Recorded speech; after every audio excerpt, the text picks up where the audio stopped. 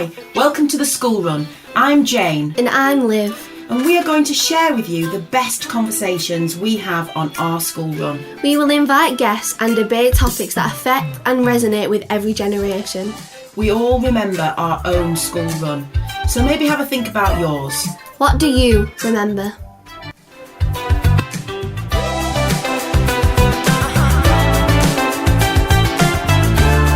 Hello and welcome to another episode of the School Run podcast. Thank you so much for your support so far. If this is your first time listening, I'd like to give you a little bit of background.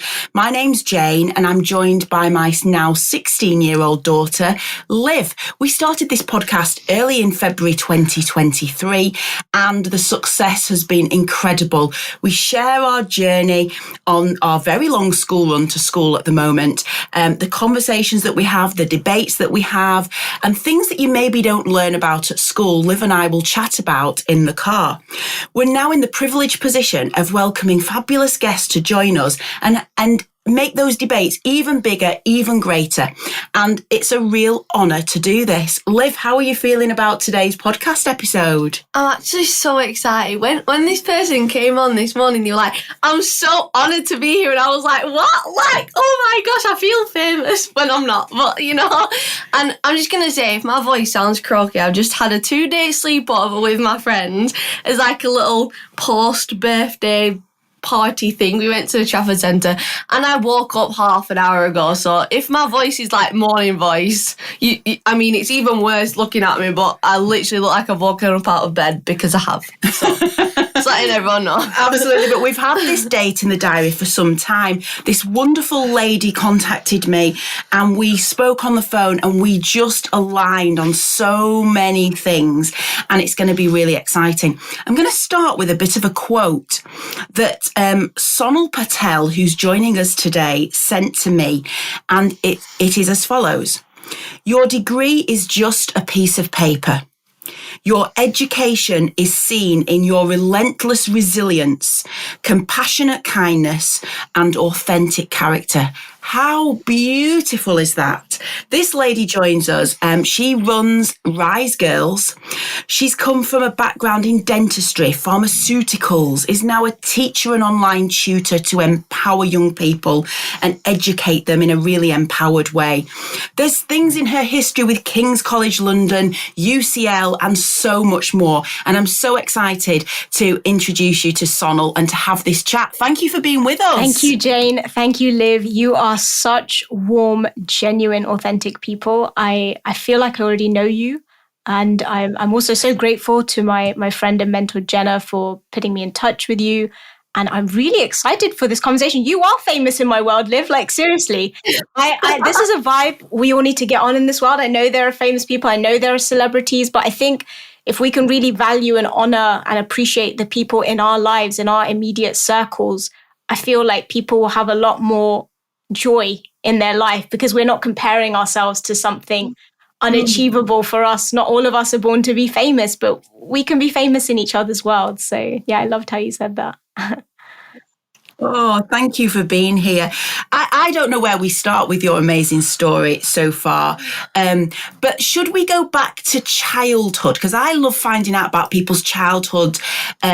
You've got a love of food, a love of cooking, a love of family and friends. Tell us about your childhood, Sonal, and how you ended up at university doing dentistry. Yeah, sure. So, I mean, growing up, I feel so blessed, honestly. My parents, they really didn't have what I had growing up. My dad, he went to boarding school from 8 to 21. And I remember him telling me sometimes, when I'm sitting here, I'm like, oh, my hairdryer's not working. I need to get a new one. And he'll like clean the dust at the back and be like, it's not broken. You just need to clean the dust at the back. And he'll tell me like, he'd get like a pair of shoes. And if he loses them, that's it. No shoes for the year. And, my mom, also, like, her dad died when she was 7 and in a car crash. And my parents actually were born and brought up in Africa, my dad in Kenya and my mom in Zambia. And my grandma, my mom's mom, who was very close to, she had to bring up 7 kids on her own. And just the fact that my parents went through all of that and the way that they raised my brother and I, I'm born and raised in London, lived here all my life. They just, I just feel like I've had a silver spoon in my mouth. Like I didn't see hardship for a long time in my life. I grew up with extended family and cousins would always be going around to each other's houses. And, I know with you, Liv, you've got a big family on both sides as well, especially your dad's, all around the dinner table. We'll definitely have all those memories as well.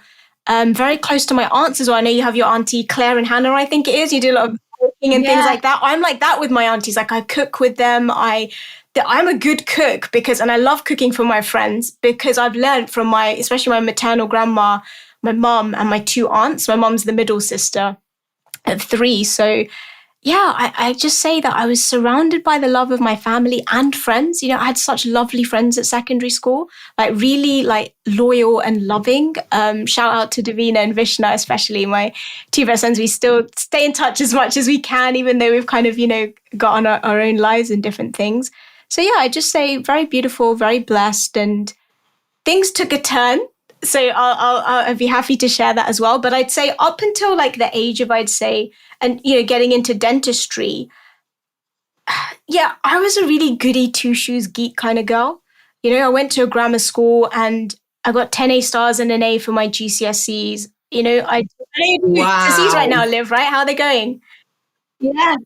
I do what they're going really well. I'm really happy with them so far. I'm so pleased to hear that. And I know you're working hard because I remember hearing about this. I know you're really into sports and you've kind of applied that mentality and discipline to your education, how much your dad was encouraging you as well. And you're like, yeah, I'm not surprised you're working hard or you feel like you're doing well. It's because you're putting in the hard work. And I did that too. I'd take over the dining room table for revision and my parents would be like, it's time for dinner now, Sonal, and I'd just like shift it to the other half for the period of dinner time. Is that what you're doing as well? Yeah, I love it. Because my desk was too small at home, and it's just, I don't know. I feel like, especially because I was just absorbed in studying. At least even if I just see my mum cooking in the kitchen or whatever it may be, it's just like it's not too intense. So yeah, and sometimes I'd hardly go to the library. Actually, it was just on the dinner table.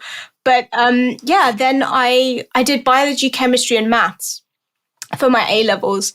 And biology used to be my favorite subject. And, so that's how I got into dentistry. I got 3 A's for that. And can I ask you, was that like something you wanted to do the whole of your youth, that you wanted to be a dentist? You'd seen dentists and you thought, I know what that is, and I'd love to work with people's teeth and mouths, etc. Yeah. Was that something that was inside you? A no with a capital N-O. Honestly, like this is something I'm so passionate now because the thing is, I was just speaking with my neighbor, Uncle Richard, about this literally this morning on my walk, how often, not always, parents decide for kids and teachers back that up. And children are not guided to discover themselves before they make the decision of what do I want to do in my life, with my life? Who do I want to be?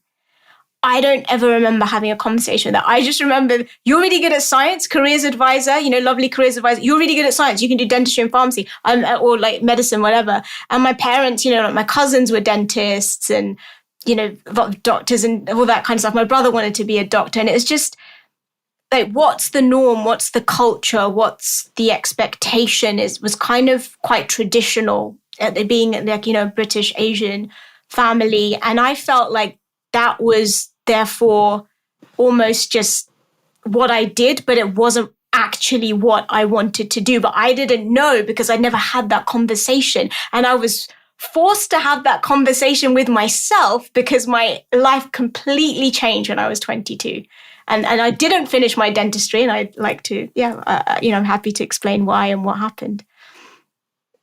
Yeah, I think that's really interesting that it's just about knowing there's much more. And you've got it with the podcast. It was just about bringing people in to have these really good discussions about what else is out there. How do you discover? How do you find out who you are? And I guess it's because you've got to, A, have that conversation, but also remain really curious and ask deeper questions, which we're in the privileged position of doing, aren't we, Liv? Yeah, I think it's really interesting. I mean, one of my friends at school, she's like Muslim and her parents are doctors and she wants to become a doctor. And I asked her and I said, she's incredibly intelligent. Like, she's predicted kind of like you all A stars and then 1A or something like that.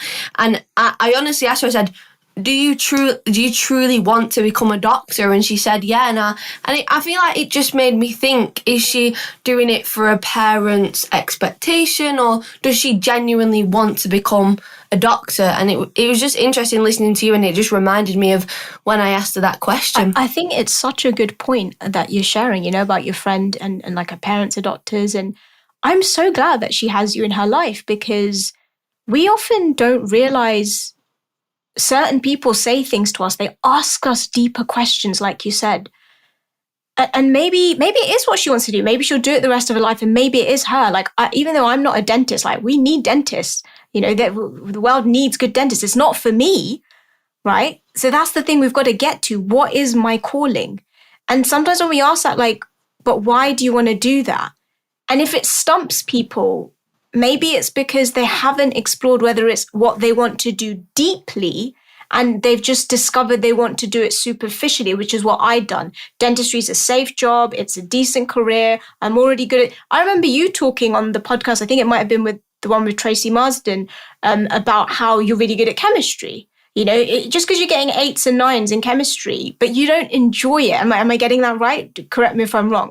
Yeah, I mean, it's good, but I feel like when I looked at the A-level spec, it was a lot of organic chemistry, which isn't my favourite. Yeah. So I like it now, probably mostly because of my teacher, because she's just amazing. But whether I'd like it at A-level is another question. Exactly. So, but at least you're going through that thought process and consideration and contemplation. We tend to jump from like, I hear something and then I do it. What we miss out is the middle stage, which is this introspection, observation, metacognition. These are the things that I teach the girls, that I work with, you've got to have that pause. You've got to have that stop. You've got to develop self-awareness before you make really important decisions in your life. It's not like you have to have it figured out tomorrow. I love, Liv, how you talk about, it's not like you go in 9:30 a.m. on the 6th of June and you have an exam and it's like, that's going to determine the rest of your life. Like the teachers make it out in school, like, you got to get the best results in this exam. That doesn't define you. Like you say, Liv, life is a journey. We are on it for the long run. Your life is not a sprint, it's a marathon. So you're going to make mistakes. You're going to have highs. You're going to have lows. And you're totally growing and becoming and evolving every day. It's not a static thing, education, real education. It's not a snapshot, static thing. It's really interesting that. Go on, sorry, Liv. I was just going to say, and also for me, choosing A-level subject, because I still have no idea what I'm going to do. My friends who just came around before for my sleepover, they said, so Liv, have you decided yet? And I was like, no, I have no idea. And for me, it was kind of hard to separate the subjects I actually love with the teachers that I actually love, because I'm not going to my grammar sixth form, I'm going to college, so I will have no chance of getting the teachers that I did. So I really had to separate kind of like chemistry. I do love chemistry, but I think I love the teacher more. And then I realised as well, and it was the opposite for PE for me, because I absolutely love my teacher, and I've talked about him many times on the podcast before. I love my PE teacher, but I also realised that I truly love the subject as well, because I come home and I watch documentaries on like the history of sport and things that have happened in sport, and it interests me, and I talk about it at home. And that's kind of similar. I don't know whether it's just because I'm doing my GCSEs, but I've started to do it for biology as well. Like, I had this is going to sound so random, but I had this really impulsive thought the other day. I went into a bookshop, which I've never done before, and I bought this anatomy one on Instagram. I saw it. And that's a biology book. I was like, wow. And I bought it because I thought I was watching this. I was watching this series. It was called The Good Doctor, which is on Amazon Prime. It's just amazing, and it kind of made me look, and it thought, like, look at those doctors there. Like, I'm a very person, I love to help people. Like, I'm just all about helping people. And I was looking at those doctors and I was like, imagine being a doctor and, like, the reward you get for just saving one person's life. And I don't know why, it just really inspired me. And I went and bought this book. I mean, it's definitely made for university students because all the bones and everything are written in Latin, but I'm still going to read it and I'm going to try and understand. And yeah, I think it was just interesting for me to be able to separate what I love with the teacher that I love, and then kind of, I mean, I don't think I would have bought that biology book if I didn't like biology. So that kind of... Yeah. And I think it's a really interesting point that you raised, because I do believe wholeheartedly that teachers bring a subject to life in a certain way. And I think I've not had any part of chatting to Liv about this separation of teacher and subject.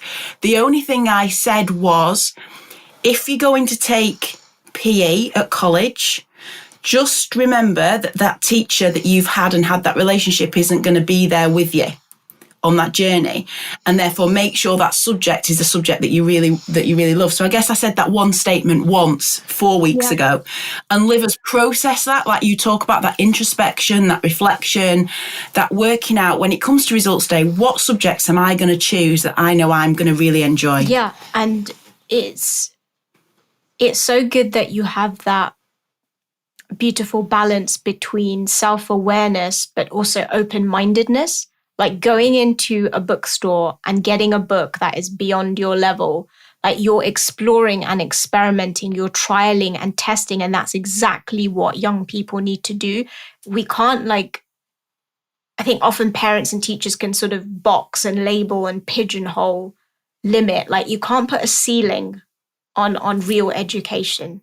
It is a lifelong thing. And so, at the time, I loved science. I loved maths.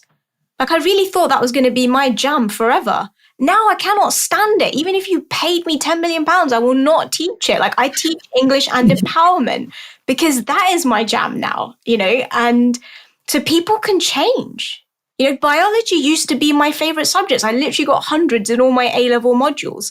And, it's fascinating how we can change. We are moldable and malleable as individuals. We are not fixed, right? And I think we need to be open to that. I feel like sometimes we look at each other and we think, yeah, but you've always done that. And it's almost like we disempower each other when we don't give each other permission to grow and evolve in the way that we want to, in the way that we need to, so that we keep, discovering, removing layers and adding aspects to our personality. We can be multidimensional. If I wanted to, I could like biology and English, or I can just swap one for the other. It really is a very unique individual thing, and it's about accepting ourselves for who we are, and being around people who also accept us for who we are and are encouraging and give us that validation and permission to be ourselves. I'm so glad that you have that as a mother and daughter. I can really see that you kind of, especially, Jane, you really, you don't tell Liv what to do. You're just giving her information and then letting her do with it what she wants for her life. I really like that, because some parents can be pushing or pressuring or rushing kids, which is quite stifling, I think someone taught me a phrase very early on in my parenting journey, because as a parent, this is your first, I think that the ladies' episode that comes out on Monday, we talk about it quite a bit, that this is our first time round at parenting, right? There's no course. You don't have a book. Your mum and dad didn't have a book or a qualification or a driving test on how to be a parent, and it's your first time out. And but someone said the phrase to me, we're here to give our children the wings to fly and then allow them to fly. Wonderful. And I love that, and I've always thought about it subconsciously on a different level. Even when she's going on the train for the first time, or on a residential for a week, or, abroad maybe, or she decides to travel or whatever, I have to trust that I've given her the wings for her to then fly, just as my parents did to me, and have that level of trust. So I guess that's where it comes from. I'm interested to know, obviously, Sonal, that you went to university. I'm assuming it from a grammar school with those kind of grades and those kind of A levels, you went to a super duper university to study dentistry. And obviously that was the goal. And your parents and family must have been elated and delighted. Definitely over the moon, as was I. Yeah, absolutely. What happened to change that trajectory for you? Yeah, wonderful question. And just before I dive into that, I just want to say I love how you're, as you said, helping Liv to consider things for herself. You know, like each one of us, we are the driver of our car, we are the pilot of our plane, we are the conductor of our train, you know, and people can give us advice, people can guide us, but at the end of the day, we really are out in the sky on our own. And that's why it's really important to help children to have that confidence within themselves. You know, so it's so wonderful that you're doing that. With regards to my journey, so I went to King's College London, which I don't know what it's like now, but at the time it was the best dental school in Europe. And I you know, my clinics were at Guy's Hospital and King's College Hospital. I got up to my 4th year and I was doing everything, taking out teeth, fillings, root canals, all of it. When I was just about to start my 2nd year of dentistry at King's College London, and I was 19 at the time, this is going back to 2004, we went on a family holiday to Switzerland. It was myself, my aunt and uncle, another aunt, my grandma, and my cousin brother, who's the same age as me. And we were doing this really fun thing called mountain karting. And it sounds really dangerous, but it's not. My mum did it. And it was literally like, you know, like you have a go-kart when you go like around the track. It was like that. And there's like a mountain. And you kind of had this pole. If you've ever seen, you know, skiers, they hold onto this pole to go up the mountain. So that attached to the wheel of the go-kart. And so I was on it and it was kind of like dragging me up the mountain. And once you get up to that kind of fair bit on the top of the slope, that pole comes off the wheel and you just use the wheel to steer yourself down. And you don't need petrol because it's a slope. So I was only on it for about 30 seconds and my cart hit a rock. So then I fell to the left and I just like banged my head on my shoulder, really hard impact. And I was just like shocked and shaken, in pain. And luckily, you know, I thought like my uncle's coming up behind me and I don't want him to crash into me as well. So I fell on my left. So I used my right hand to move myself and my car out the way. He went up thinking, oh my, he's looking at me like what's just happened.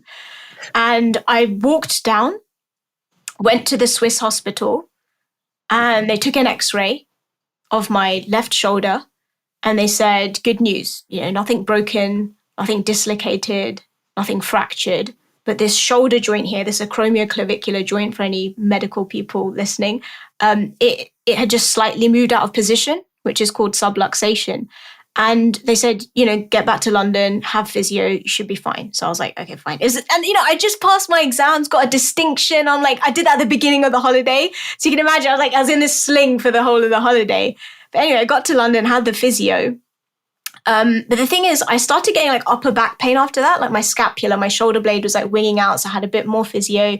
And then 2 months later, December 2004, I'm 19 and I start getting this lower back pain. And it has never gone. I have constant chronic pain in my lower back, which has been there for 19 years. Whoa. Yeah. Wow.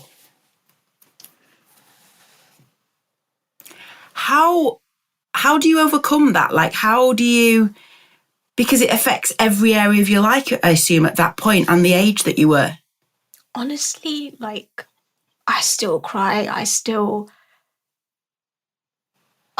I'd never had a rock bottom before in my life. And like, I lost everything. I lost my health. I couldn't finish dentistry. I tried to repeat my 4th year, but I was in so much pain. I would used to sleep on the ward beds at Guy's Hospital before seeing my patients just to get through the day.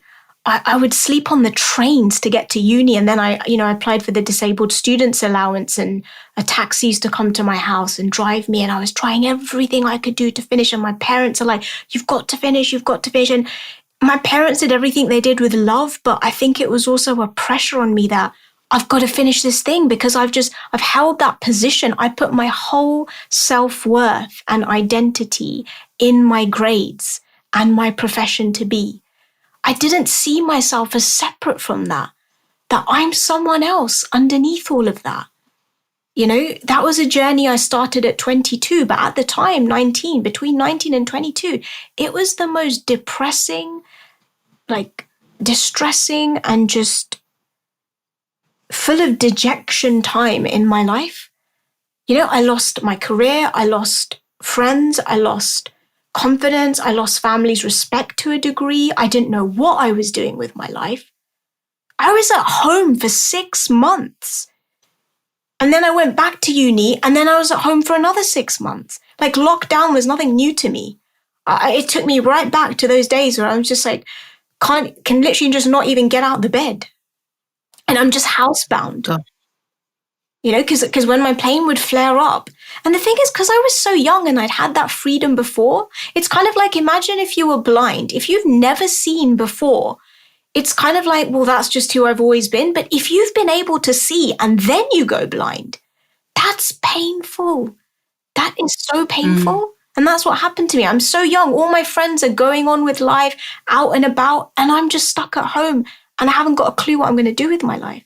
And I was thinking, why is this happening to me? I'm a good person. For anyone that's listening right now, and you've got some kind of difficulty or dilemma in your life now, or maybe one from the past that you're still processing, I'm sure this question has entered your mind. Why is this happening to me? And I think the immediate thing is that we shy away from figuring out the real answer to that question. And I didn't. It was a combination of I didn't shy away from it, and I also met people that gave me answers to help me answer that question so that I could rebuild my life. Hi everyone, we hope you're enjoying this episode so far. We're just cutting in to say, if you're enjoying our podcast, please click the follow button on whichever platform you're listening on. And please leave us a review. We'd be so grateful for your support and feedback. Podcasts are free to listen to, but if you are loving our school run chats and debates, please consider buying us a virtual coffee. The link will be in the description of every podcast episode, and it will also be in the bio of our Instagram, which is @theschoolrun_official. And why not give it a follow while you're there, so you can see all the updates and get sneak peeks at upcoming episodes. Thank you so much and happy listening. How did you come out that side? Because that's a process. It's a lifelong process of working through it, isn't it? But what from dentistry then came pharmaceuticals. So how did that evolve? Yeah, definitely. So I had a consultant, Mr. Marsh. He's such a wonderful gentleman. He came to my graduation as a teacher at UCL as well. I can't believe I just told him, I always stay in touch with him. And then he was like, I will come to your graduation. He's a man of very few words, and I was like, really? Seriously? He was like, yes. And it was so sweet of him. But, he's definitely someone that was so patient with me. He used to write letters to my mother, who was just so worried. And honestly, if it wasn't for him, I swear I would have had a lot more pressure from my parents, because he would always be telling her, he was like, it's okay, we're trying our best. We don't know why the pain's not going. We'll try this, we'll try that. But, it came to the stage, like I said, I had the accident in 2004. In 2008, Mr. Marsh, he said, look, I don't think I can do anything else for you. You're going to have to learn to live with this. And he sent me on a chronic pain management program at St. Thomas's. They first did it's for a group of people with chronic pain. And they did a first run of this 4-week program in Australia. It was called the ADAPT program. And here in London, it's called Input Pain Management. And I went there October 2008 to November 2008 for 4 weeks. It was a multidisciplinary team of pain consultants, pain specialist nurses, occupational therapists, physiotherapists, and psychologists. And I would stay there Monday to Thursday. And then over like Friday, Saturday, Sunday, we'd kind of go home and we'd practice on the weekend what they were teaching us about how to manage flare-ups, how to pace your activities. When you have chronic pain, you can't go into the boom or bust cycle where it's like you're having a good day, so you do loads and then, end up crashing and burning. Or like when you get in a flare-up, you can't just sit there and stay in bed all day. You've got to keep moving and doing a little bit and gradually build yourself up. And someone that really helped me was the physiotherapist, because I remember one day she said to me, okay, I'm just going to note down your sitting and standing times. So she said, could you just sit down and so I can see how long you can sit for?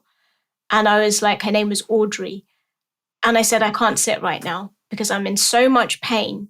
I would literally stand at the dinner table on like a stack of celebration boxes or something, celebration chocolate boxes. And I would have dinner with my family like that when I had really bad flare-ups. And then I would like lie down at just, like I said, even on trains to get to uni and all kinds of stuff. It was such a painful condition.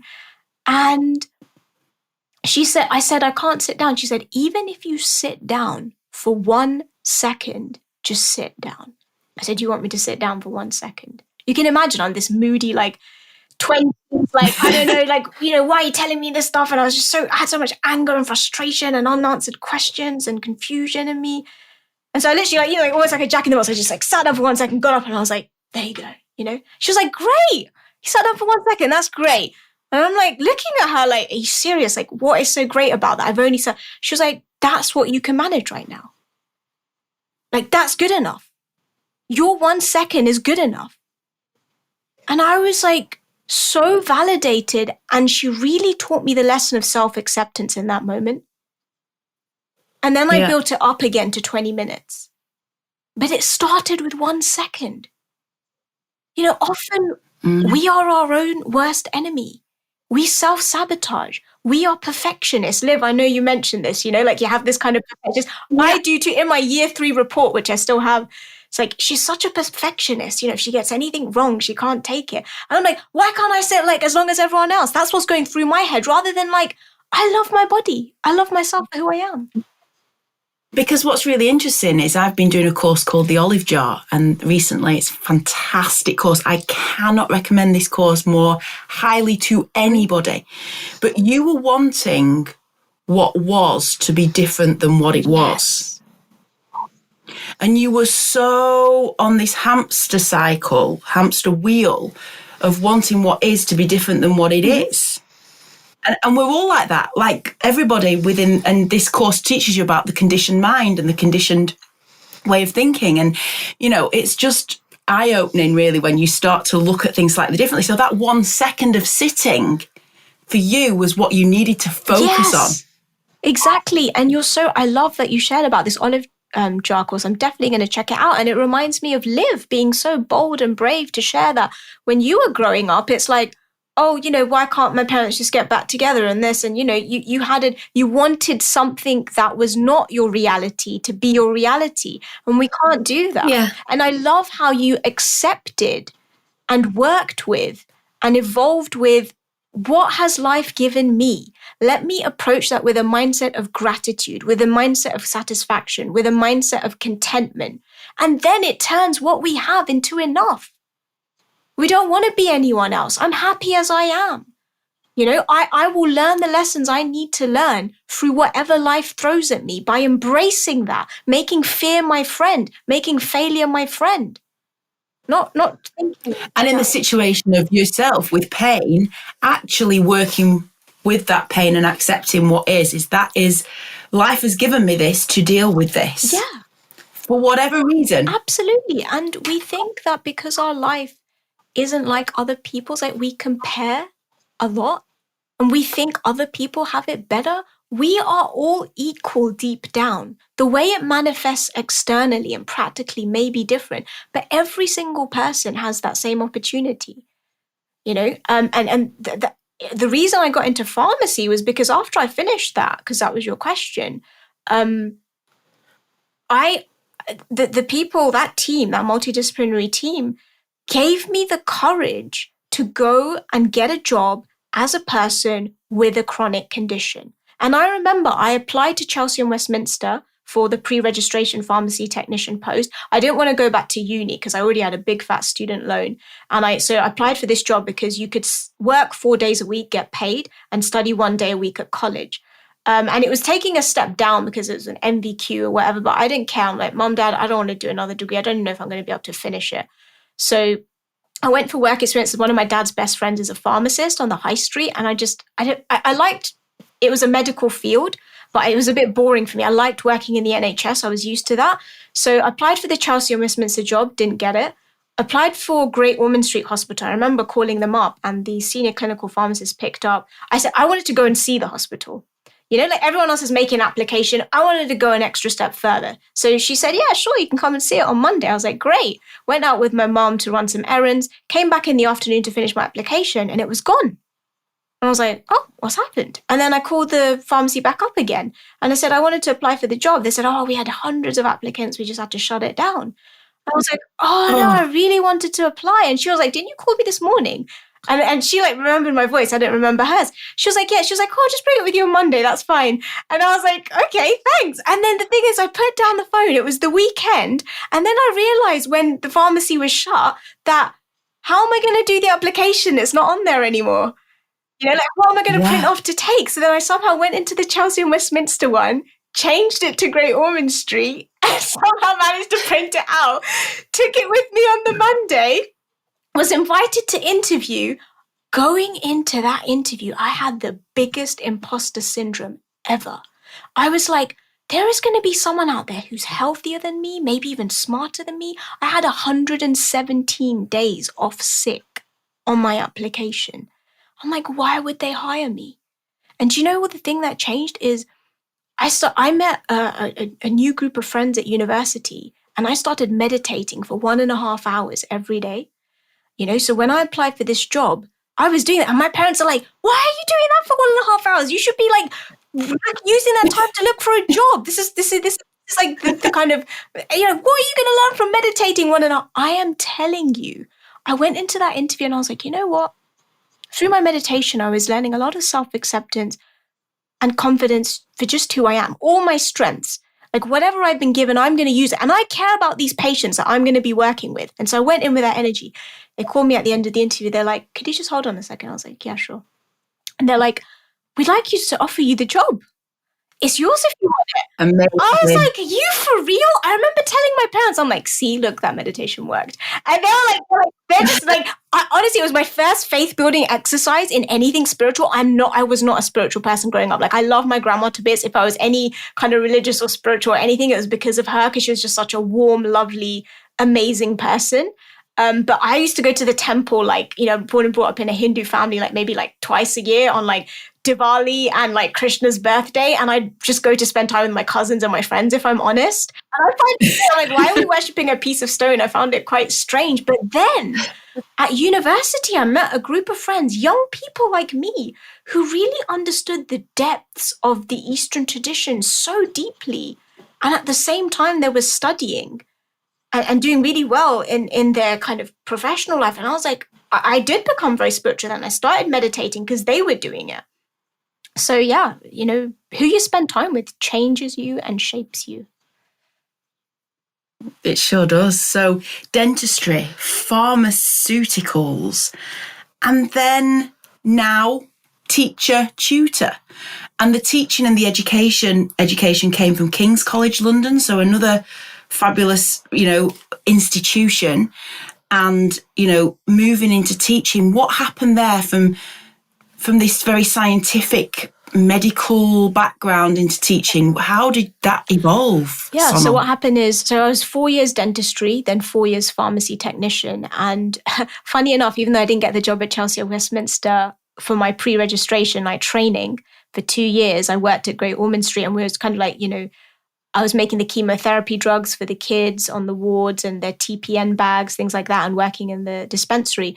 And when I left Great Ormond Street, I did get a job at Chelsea and Westminster as a locum pharmacist, which I worked for about 8 months. And I was working in the HIV unit and the mental health department especially. And I remember one day, Liv, Jane, and everyone listening, and this is what I mean by you have to discover yourself, just think, like this was 2013. So I think I was like 25 or something like that at that time. Now, because I'd got into spirituality at 22, for about 3 years, I changed big time. I became a lot more community orientated, and I really cared about my relationships and my friendships because that healed me. I used to go to talks at my university for the meditation society that I joined, and I would lie down at the back like a real freak, a real weirdo, and none of my friends ever judged me. And I loved them so much. And I remember when I was like filling this dossier box of about 30 pills for a patient, and I just didn't believe in it. My heart was not in it. I was like, we need medicine. I've had to take medicine for my chronic pain. There's nothing wrong with it. There's no shame in it. And I love seeing people, like I know, Liv, you've had an eating disorder. I love that reel that you shared the other day, just to normalize the things that we go through on this journey of life and not feel any shame or blame or embarrassment. It's like, this is just me. This is what I'm dealing with. But at the same time, I knew I don't think a pill is going to solve this person's pain and their problems. I think we all need more love in our life. We all need more compassion. We all need more care and kindness, softness and gentleness. Like not just having to accolades and achievements and awards and passing exams and this kind of more masculine energy society that we have. The feminine energy is so beautiful when harnessed and channeled in a way that can lead to empowerment. That's why I teach girls English and empowerment. And so I was, after pharmacy, I had another flare up. I was at home for 6 months again. Like I'd been off work for about 2 years, 4 6-month stints at a time by the time I was 26. And I just thought to myself, I was like, I don't want to go back to pharmacy. I don't know what I want to do. And then I came out of the GP surgery one morning. There's like a Swan pub on our high street. And I saw this advert for a maths and English tuition centre. And I thought, oh, let me have a look at that. And I went in there. It was called Explore Learning. I don't know if you've heard of it. But because I know you have a franchise as well, so this is a franchise. Yeah, absolutely. And I went in and they're like, oh, sorry, we don't have any vacancies. First time. Went in again. Oh, sorry, no vacancies. Went in third time. Oh, yeah, we have a vacancy actually. So after being at home for 6 months, I was like, great, at least it's something. It's just 2 minutes up the road from mum and dad's. 8th of January, 2014, I was getting ready to go for my interview. And then out of nowhere, I don't know how this happened, had the worst nausea ever. Like I was feeling so sick, like I was going to throw up at any minute. And I thought, today of all days, why? Like I've been at home for 6 months. I'm so bored at home, And then I'm like, I called up and I'm like, oh, I'm going to have to cancel. Someone picks up the phone. They're like, hello. I put down the phone. I thought, I have got to get to this interview. I don't care. And I don't know if it was the most stupidest thing. It probably was the most stupidest thing that I've ever done in my life. Because I was walking around in my interview and I was thinking, any moment now, I'm just going to throw up on all these people. And it's silly. Why have I done this?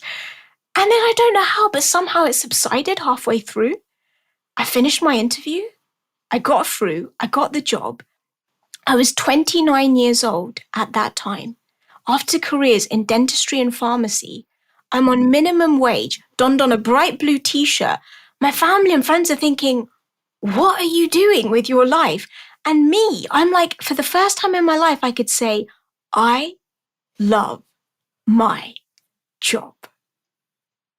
Right, wow. So you found your happy place in terms of teaching and empowering young people and inspiring them. And that word that I sent to you, which I sent to all of our guests actually, that I truly believe that, well, I know that education comes from the verb educare, the Latin verb educare, which actually means to draw out rather than to imprint on somebody. And I think perhaps we had a great debate last night with your friends, didn't we? Yeah. I love it, by the way. So nice. Sorry, but I've definitely got hay fever because my nose is just like streaming. But I'm gonna continue. Yeah, my friend last night, she's incredibly intelligent. my two friends that came over, and we were having a full-on debate about the education system, because we love people, well, more definitely, we all love to like get constructive feedback on our podcast, because that's the only way it's going to get better.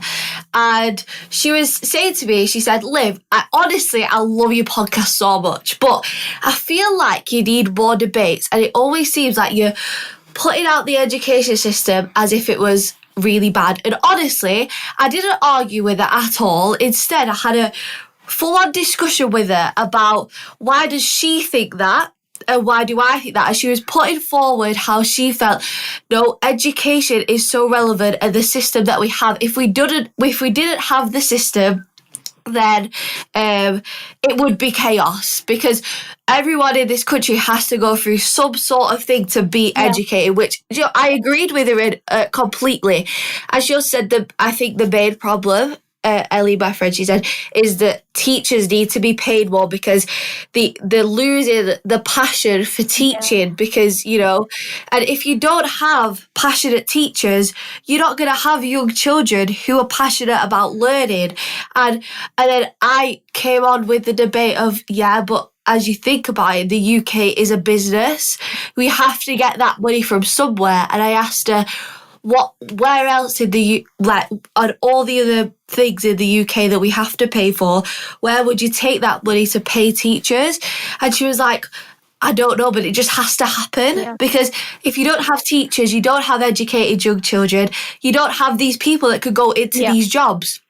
Which totally made sense. So that's why I wanted to say that, just because I know that if anyone's listened to our previous episodes, it honestly does sound like we've brought on people who, didn't get very good GCSE grades, and they said you don't have to get it all figured out.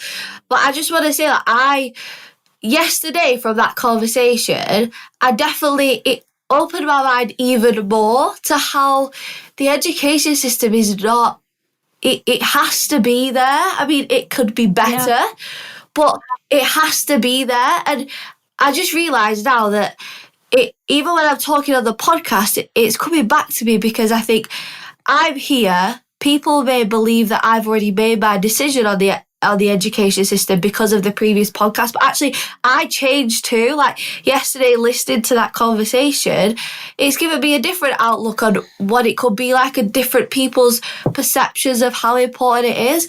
And that I was just thinking about that, because I mean, that discussion last night was really relevant to me, and definitely the podcast as well. And the other thing that I wanted to touch back on is when you were working in the pharmaceuticals, and you said, I don't think a pill could solve this problem. I do totally agree that when I was suffering with my eating disorder, the person that I saw every Friday, because I was completely solo, I wouldn't get out of bed, and he wanted to put me on antidepressants, and I was sat there and I thought, I knew my friends at school, some of them were on it, and I thought, I don't want to be that person who relies on that to be happy, because that would make me even sadder, because I don't want to have to. I'm not saying that, it's a bad thing. I know it can be like a biological thing in your head with not enough hormones and all that. I understand, but for me, I didn't want to rely on a pill to make me happy, because then I would become over-reliant on it. And I feel like it can create, I'm not saying in all circumstances, it can create that victim mindset of, I can't do that because I have depression, and I didn't want that to be me. Like, that's not me as a person. So for me, it didn't change me that point, and I didn't think, I want to get better now because I don't want to be on antidepressants. It didn't do that. It wasn't a click moment where I was like, right, I need to change my life around. But what it did do is, now looking back on it, I'm not saying I don't believe in the antidepressants, but I just think people need to, I don't know, I feel like I'm sounding too controversial, but for me personally, I want to work towards that. I don't just want to say, right, I just need it because, it's going to make me happy. I need to find that within myself. I don't want to be relying on it for the whole of my life. It's interesting, isn't it? I mean, Liv's been on a massive journey. She's really struggling. I could see her the whole time with her nose running with the hay fever. I have hay fever too. I finished my fexofenadine anti-allergy tablet, which I probably need to start taking soon. Yeah, so I think, she's been on quite a journey for someone so young. And those opinions, those thoughts very much come from her. I don't know. I've never heard her talk about that situation before where, a doctor said you need the antidepressant. I was with her, obviously, and I heard the same thing, but I haven't heard her take on it. But it was interesting in terms of the conversation of education and where we go. Absolutely right. We need a system. But we need our teachers to be super happy, super empowered in themselves. And yes, that comes from them being underpaid, under-resourced, etc. But it also comes from the system itself. So I have a real viewpoint on the fact that actually we need to be really looking at what's within that system of learning that's fit for today's young people, because we live in a completely different world. So tell us how you approach your teaching now. Bring us right up to present day, because you are empowering teenage girls in English and actually empowering them at the same time. Definitely. I just want to say, Liv, honestly, thank you. You are such a role model and a pillar of strength for people your age, like even for me at my age, because, to say what you just shared there, first about the educational system, second, about, these antidepressant medications. I was offered antidepressant medications. I didn't take them. I have never taken an antidepressant medication. That's not to say that I'm better than anyone who does, but I felt the same as you. I didn't want to rely on a pill. I wanted to rely on my resilience. Our brilliance is in our resilience, but we're not often taught and reminded that. But so, it is a fire within us, and it seems like you're really in touch with that. So you go for that. It's that's your truth. We don't need to feel bad or less than if someone else does something different. Different is also valid. We need to learn to not judge each other. We need to allow space for ourselves to make the choices we feel comfortable. I didn't feel like taking antidepressant. I didn't. You didn't. You haven't. That doesn't mean someone else that does is lesser. It doesn't. We're all equal. But what I love about what you've done is you stayed true to who? You. Me. I mean, that is the point of life, like to stay true to yourself. Yeah. And I just feel like as well, when I was in that situation, obviously I'm there with basically a professional, and I'm telling him basically no, I'm not doing it. And he's a professional, and I'm stood there basically saying no. I don't think you're right. Can you come and work for me, please? We need to collaborate. I need to get you speaking to the girls to be like, look, she stood up to a doctor, like Mr. Doctor who should know everything. You're incredible. Yeah, I just think that, I understand that, we have these doctors who are incredibly trained and they are amazing. But then again, each person is individual. And then when you look at, like, when you're becoming a doctor, you obviously learn the main, I don't know, I've never been a doctor, but like probably the main areas of like the body as a whole. But then you have to take into account people, who they are as a person, and their medical history, their experiences, the beliefs and the spirituality and everything in that, to give them the best treatment. Because if you just treat everybody the same and you just say, well, I've seen this before and this is what I've done before and I will give you this and it will help you, I'm totally different to who you've seen before. Like, that's not who I am. So, and that is maybe one of the reasons. Probably as well, I didn't really like him, and I just wanted to say no because I was like, I don't like. So I've had doctors like that too. Doctors that said, you're never going to be able to do this. You're never going to be able to do that. Really knocked my confidence. You're talking about wings earlier. I've had people that have clipped the confidence in my wings, and we have to stand up to that by that self-belief. And just returning to your question about how, like, why I do what I do now after that job at Explore Learning, it's my brother who saw an advert on the back of a bus for teaching, and he's like trying to help my parents out probably, and is concerned about me. He's like, get a proper job, Sonal, come on. And then he's like, have you ever thought of being a teacher? And I'm like, well, I don't know. No, not really. I've never thought about that. And then, like with me, I was still in my very much perfectionist mindset. So I was like, okay, I'm going to go to the best place that I can go for teaching. And UCL, University College London Institute of Education, they just merged with UCL the year I did my PGCE, my postgraduate certificate in education. I applied there in November, got through the first round of interviews, got my place. And I waited a whole year to do that because I wanted to go to the best place. And, you can tell my mindset still wasn't fixed. Even though the meditation, all that, it's very hard to shake these mindsets. And I've had to have a lot of lessons to make me realize, you know what, sometimes second place is actually first place when it's just you. You don't have to be the best, whatever. But anyway, I got in, I went, I loved it. I had some amazing trainers. I worked for 4 years as a primary school teacher, teaching children 7 to 11 years old. But I also tutored, I've tutored for the last 10 years. And I've done all the way from 4-year-olds at Explore Learning, 4 to 18, they were kind of 15, they were there.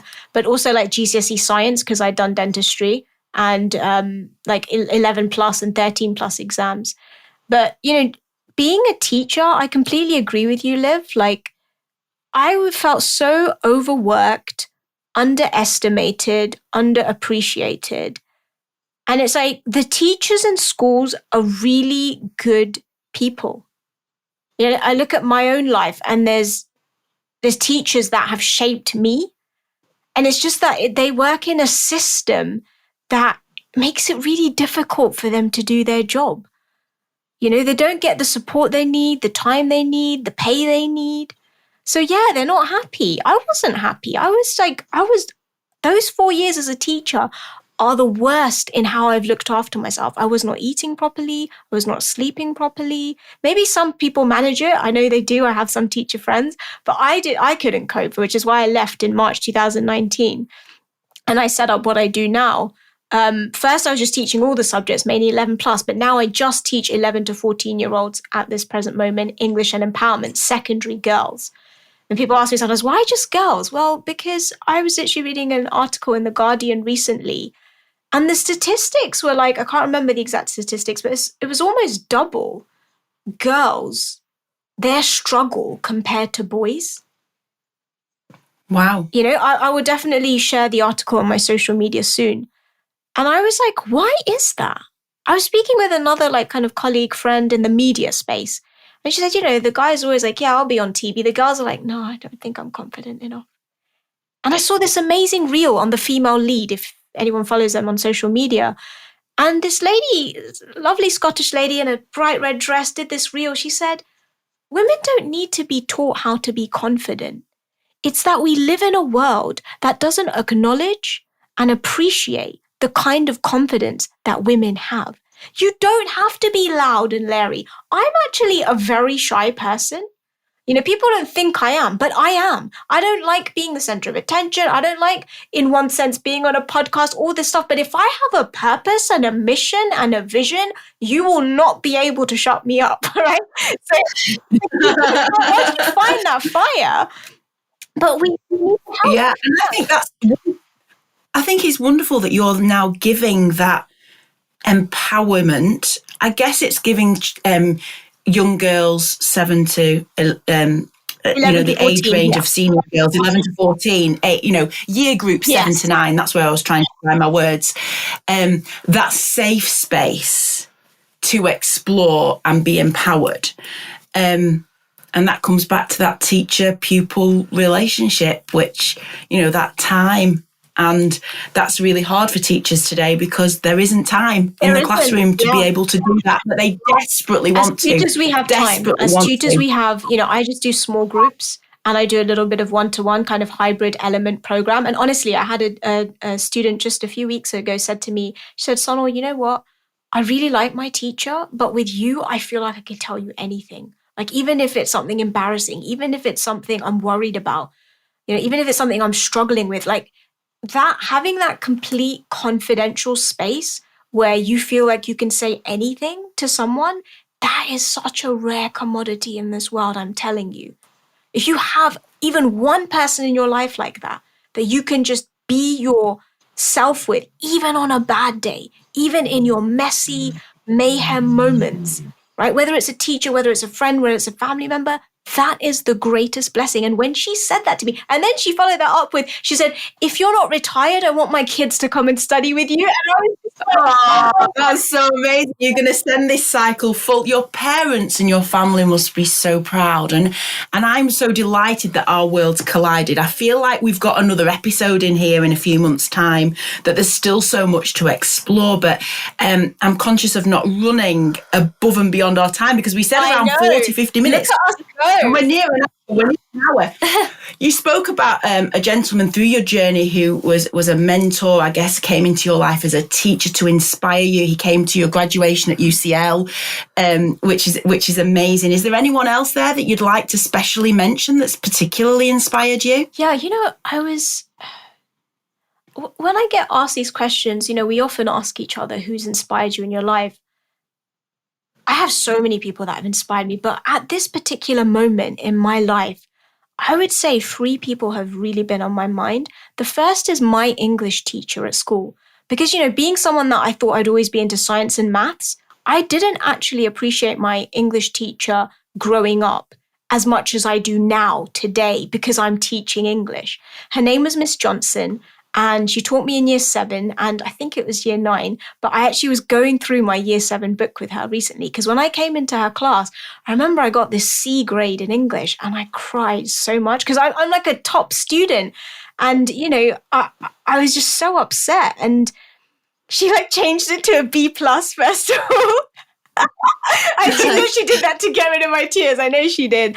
But then she worked with me until I became an A student, and I got an A and an A star for my English language and literature. And I'm really grateful to her. She's such a lovely lady, just short brown hair. I can just still picture her, kind of like boy cut and long wisps. And she had this really kind of, skin as white as snow and this glow that just, such a friendly, warm person. She was a teacher that showed me as a teacher today that we need both care and competence. We need both empathy and expertise in our subject as teachers and parents and educators and any adult in the life of a child. Because she was amazing at her subject, don't get me wrong. But that's not what got me through her classes. It was her personality, her persona, her warmth. Both are crucial and critical. So when you were saying earlier on, Liv, separating the subject from the teacher, I don't think we can do that. We really need teachers to be good people as well. It's true, we need to love the subject, but often, we even if we could love a subject, we end up not, because the teacher's not nice. That is how much impact the teacher has on the life of a child. So I would say definitely Miss Johnson is one. Then I would say when I was teaching, I went to a secondary school even though I was doing primary, I wanted to go to a secondary school for my 2-week placement to see what is the transition I need to be preparing, because I taught mainly kind of year 4, 5, 6. 4, and there was this one teacher, she was teaching a year 7 or 8 class, Macbeth. Again, amazing teacher, very expert, right? And then the children were just so wild, so unruly, so just wreaking havoc in this classroom. And I was just sitting there as a student watching it all thinking, have I really picked this life for myself? And I'm like, what is she going to do? Because they just weren't listening. And she went up into the middle of the classroom. And she just stopped. And she just said, I care about you. Just stop what you're doing. I want to help you. I want you to do well in your life. I believe you can do a lot better than this. Are you willing to work with me on this? I really care about you. And the children and I were just stunned to silence. She really cared. And I was like, she was I only spent a few lessons with her.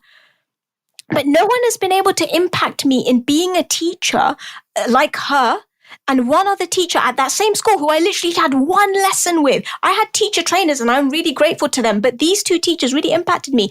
There was a group of 16-year-olds, your age, Liv, right? Refugees. And they were really playing up in a class I was teaching. And then I was feeling so annoyed, so frustrated, so they're so rude, they don't have any respect and all this kind of stuff. And then the teacher came up to me at the end. She said, those 2 sisters there, they were kidnapped. you know that boy over there? He saw his parents killed. You know that boy over there? He is living alone on £60 a week. Kidnapping, killed parents, quietly living alone. Every single one of us is fighting battles and has been through things in life that no one may know about other than our closest people, and sometimes maybe no one gets it, even if it is our closest people. We need to stop judging and start loving in all our relationships, especially teacher-student, because children need that safe space, like you said, and they set the foundation. And that's why I don't just teach English. I have the 5 C's. I teach, conversation, core reading, comprehension, creative writing, and confidence, empowerment, all those 5 C's, because it needs to be holistic. As soon as she told me their story, my whole approach to those kids changed. I became more patient. I realized, and those girls, some kids, we have opportunities and we waste it. I've seen kids do that. These girls were so grateful for the iPad they were given. They were like lapping up every single opportunity to learn. Okay, they were struggling. But do you see what I mean? Like we judge people, and especially kids. We're like, oh, you're stupid, or you don't care. No, it's not that they don't care. It's that they're fighting battles inside and they don't know how to talk to them about with anyone.